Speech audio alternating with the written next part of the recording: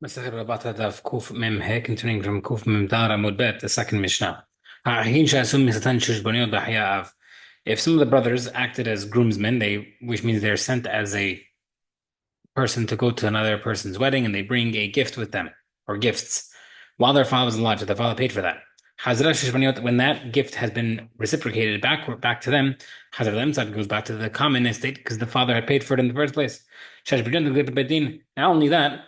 It's because also that if I gave a shushbina, if I brought gifts to your wedding feast, then there'd be like 1 year of kiddushin before nisuin happens. So during that year, they used to have parties and stuff. So if I brought gifts during that time period, if when I get married, I'm able to bring you to court to collect. It's like a loan. If I just send gifts of wine or oil, for example, anything that's not forcible to betin. I can't force you to give back to me. That's just regular chesed. People act like you have to. And it just be nice for you. You owe them for life. That's their problem. If there's a contradiction, the Gemara says, this Brayta says, if a father sent him the groomsman gifts, when he comes back, it goes back to that guy and not to the estate. Already a stira. If the groomsman gives it to the father, when it goes back, it gets split up. So stira. The Gemara says, Amar Rabbi Yochanan, Itanan, Hahi. When in our Mishnah as well, it's referring to Nishtal Chalav, it's referring to a gift that was sent to the father, and that's why it's the father's receiving the gift, and that's why it's being split. The Gemara says, it's referring to the brothers, not the father. The Gemara says no. Tonight, the Mexican says some of the brothers were given. Yani the father was they were sent gifts while their father was alive. The Gemara says, but the Mishnah says that the groomsmen gifts returned, which means that it was being returned to someone else, not from them. The Gemara says, and the Gemara says, "Hachikama" is what it means. Chazra legvot, when it's time to be collected, yani the time has come to give back. Negbet be'emta, you collect from the estate. You pay for it. The main estate of the father pays for it, and not the single brother. Gemara says, Rabbi Yaseh Amar Lakash. It's not even a different answer. No stira. Kan bestam kan mefresh. In Mishnah, referring to where the father sent the gift while he was alive, without saying this is for my brother, my son Reuven. However, in the second case, is referring to he's doing a single son, Yani. I'm sending on behalf of Reuven, and therefore the Reuven collects it on the way back. The father sent Reuven, a single son, delivered the gift. Goes back to him when it comes back. But if you send it regular without specifying a certain son, it goes back to the middle. Shmuel is a different answer. Our Mishnah is talking about a case where it's talking about the husband's brother. And therefore, he does not take inheritances that are prospective, like it was already happened. So what's going on? We know that a person that has a person passes away by marriage without children, the brother marries the widow, and he takes all what the brother owns at the time. If something comes later on, he doesn't get that. That gets split between all the brothers. That's what's talking about over here. The groomsman's gifts that comes back to this guy when he's getting married later on, he doesn't split because the brother had paid for it ahead. It gets split up even between the brothers. The says, like the other case, the other one has to pay the groomsman's gift. Why would the other guy say, I should pay? Why? Because the guy who visited him, the guy who brought the gifts, was his dead brother. So the guy would say, I don't have to pay. The guy's dead. If I want him to, if he wants to be here, Yani, he can't. Then I'll share the gifts with him. We have a Mishnah. Brayta says the Komar case. The kiddushin money was given, and nisuin never happened because of a death, for example. If it is a minhag to return it, you're supposed to return it. The place where it's not supposed to return, you don't return it. That only applies when she died, you don't have to return it. Or you go by according to minhag. Who? In Mahsim, but if he died, you don't return it. Why? Because if he died, she's able to say, I'll give him my husband and I'll have a party. And therefore she has not to return it because she's willing, but the guy is dead. Let him say, give me my groomsmen and I'll rejoice with him. What's the case we're talking about? He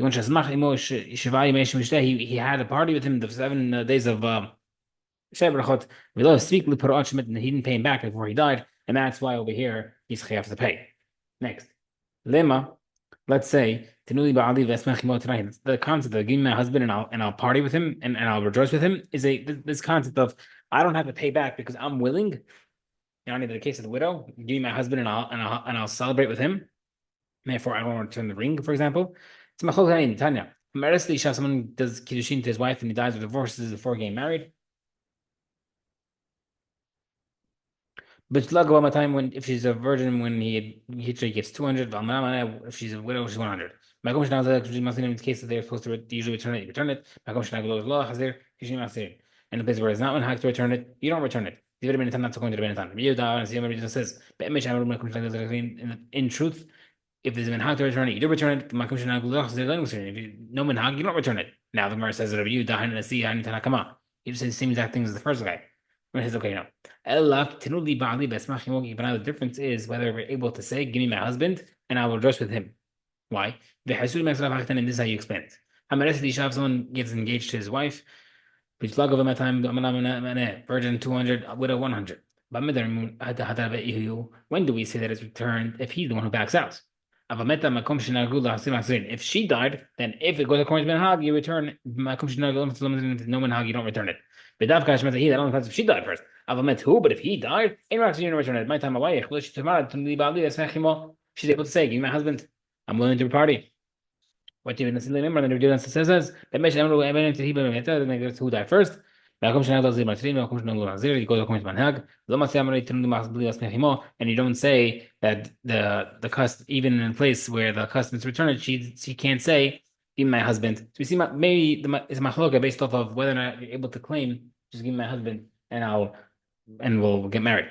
No, the Marsh is not proof. Everybody does say it. But who the everybody agrees where if he dies, you don't return it because she's able to say that. Keep like where's the machoket?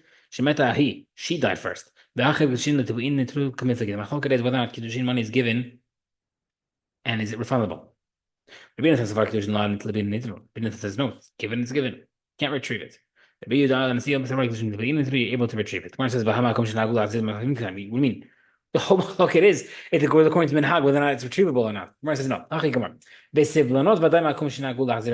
In the case is returnal of the bridal gifts, it goes according to the custom, but the kiddushin is definitely retrievable. Gemara says Hani tonight, kahani tonight. That machloket is the following machloket. Tanya, kiddusha bekikar. If someone got married with a piece of silver, and you didn't marry in the end. You did kiddushin but didn't marry her in the end. If she's a virgin, she does 200, and if she's a widow, she has 100 of the ketubah. David Meir. If you're not married, it says no. She only takes that ketubah, but she returns the rest. Meir says, if he married her with 20 shekalim, he would give her 30 halves, which is 15. If he married her with 30, he gives her 20 halves, which is 10. Which is like basically returning the extra from the ketubah.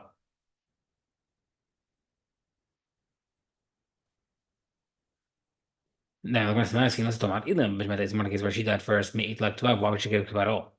Maybe he's died first, but am I asked to shower? Why does he return it? And even though he should just say, he's my husband, and I therefore she keeps everything. The says no. One case where she's a non-Kohen who had adultery before married. But what would that be? If she did it willingly, she loses everything. She dies. The bonus maybe she got raped. She's able to marry her husband. Maybe it's the one case where a Cohen's wife was raped and therefore she can't marry him anymore. Whether or not Kiddushin money is retrievable. Meir holds it is retrievable. Without Savar, Latvian holds it's not retrievable. And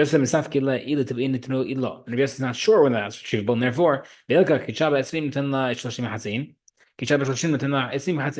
these cases, if you give her 20, you get an additional 15, and if you give her 30, you give her an additional 20, basically because of Safek. Right, says, Amar Rav Yosef Bar Nimyoni Mar Nachman Mako B'chol Makom Shenagul Azim Asrin. Any place where the minhag is return it, you return it. B'tirugma Ben that is a tomak, and Nahadra, that place is the place where they do return it. Sha'ar Bavel My Word Baras Lavel. The Bava Rav Yosef Amar Tevayo. They both say Mohare Hadre. The bridal gifts go back. Kiddushin Lo Hadre, but the kiddushin money does not go back. The halacha is whether or not he or she died first, or whether he called off the engagement. The bridal gifts go back, but the kiddushin does not go back. But if she's the one who backed out, I feel like kiddushin nami hadre, then even the kiddushin money goes back because it's kind of her fault. Amar says, hold up. Kiddushin lo hadri. Don't return the kiddushin money, even if she's the one who breaks it off. Why? Because if she returns the money, it looks like that the kiddushin never happened. It's like a refund. So therefore, it never happened. And therefore, you might think that he's able to marry her sister, where it says, Ravashi Amar Gita Mochiach Leha. No, no, no, no, no, no, no. You're not going to think that because she has a get. Where it says, Vahad Ravashi Bedudahi. But we don't hold like Ravashi. Why? People might hear about the Kiddushin money being refunded. People won't hear about the get, and therefore they'll think that he's able to marry the sister. Okay. One of the things we said that the groomsman gifts is able to be reciprocated in court, forced through court. The Gemara says, there's 5 halachot regarding the groomsman's gift. It's enforceable in court to reciprocate. It's returned in its right time, meaning I have to return it to you at your wedding. I don't have to prepay you, but whenever you want it, only at your wedding. And there's no such thing as rebate if I pay more than you paid. And even though Shemitah usually cancels loan, this does not cancel a loan. And a firstborn son of this type of person is not take the portion because it's not eligible as a it's not eligible. Then we'll see why. The Nibbidin's he's done is considered like a loan. The Imam should be not considered beat. The lava because that's not the intention that I gave it with. Shemitah does not cancel it because look at anybody lo yigos. It's not part of that pasuk that you pressing someone for something, right? The concept of Shemitah is cancel all loans that you're going to bother someone else about it. Over here, you're not bothering about it because the guy's not getting married. The guy doesn't take first portion because the because this is a future thing that's coming in, like we said earlier. You don't take a future, you don't take a portion on the future item like something like he's already taking on stuff that is currently owned. The rule for groomsmen gifts is as follows: have a mata if he's in town when the guy got married, he should come at the wedding. Shema Kalta, he heard the bell of the wedding. Ibadah the meta, he should have come. Lo Shema Kalta, he didn't hear the bell. He should have told him the guy like, "Yo, I'm getting married." Taramad Ilan, he can complain. Shalom Mishalim, but he still has to pay back the gift. Bad Kama, how much can you deduct the gift? How much of the gift can you deduct because you weren't at the party to eat there? There's a custom. Up to a zuz. That's how much he would have eaten there. Up to 4 zuzim, he pays half. From that point on, it depends on how hashuv you are, which means if you brought you would bring you would get served at the meal based on the type of gift you would bring. You bring a chashuv gift, you get a nice portion of food. You bring a bejenin gift, you get steak. You bring a not such good gift, they serve you the gefilte fish. So we see from here that if the guy would be anything over 4 zuzim, he'd be according to his hashivut as well. So if the guy would bring a gift more hashub, he would get a more beautiful gift. But that means they're expecting something better. Like so over there, everybody tries to make believe they're not chashuv. Turn on. Asa imo bepumbi. If I did a celebration with him, like a big public wedding, the second guy says, I don't want to have a big party. I want to do a quiet party. This, the groomsman can say, no, I'm only doing a public party with you, like you did with me. If I went to you with you got married to the other guy got married to the virgin, and the other ones that got married with a widow, he can refuse. I got married to he could insist on only coming to a wedding that has a widow a betula like he came to him. Asayma b'shnia if the guy got married to his second wife and he wants to reciprocate to the other guy's wedding with the first wife. No, when you marry a second wife, I'll come to you.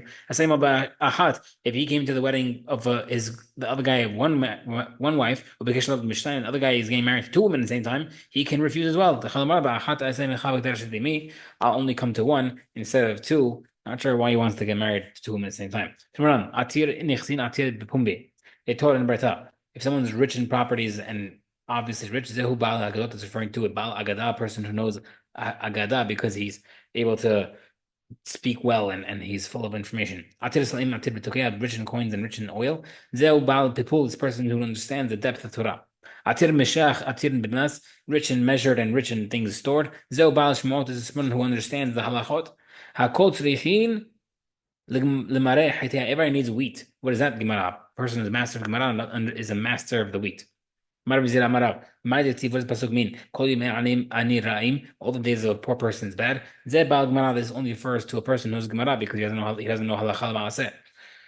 V'tolev Mishtet Tamid, this a person who has a good heart. Zeh Baal Mishnah, because he knows Mishnah is simple and easy to learn. So he's at ease. No, it's the opposite because a person who only knows Mishnah doesn't understand the depths. He has a lot of contradictions. He doesn't know the answer.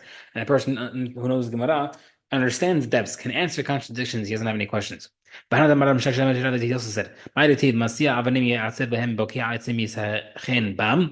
person who carries the stones will be tired and chops trees will be warmed. Person who gets tired by the stones, these people who have Mishnah because they have contradictions. A person who chops trees will be warmed. This is the Gemara people because they can answer their questions. These are the poor who are bad. The person who has a bad wife. The person who has a good heart. He has a good wife.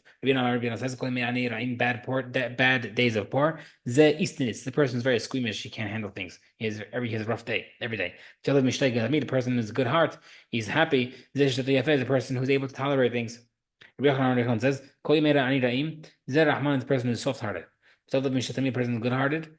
The good heart, he always can party because he's not affected by anything, is referring to Achzari, a person who's brutal, he's callous, nothing affects him. These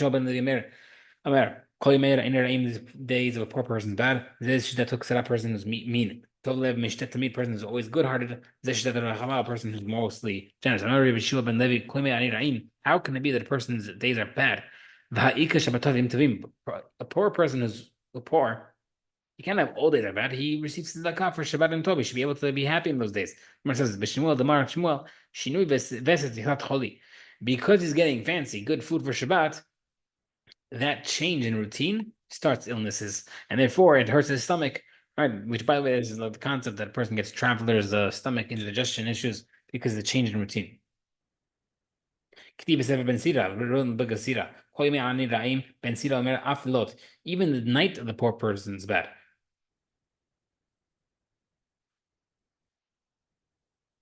Because why? Because his roof is lower than the other roofs of the rich people. All the rain hits his roof, and therefore and also not only that, therefore he can't sleep at night.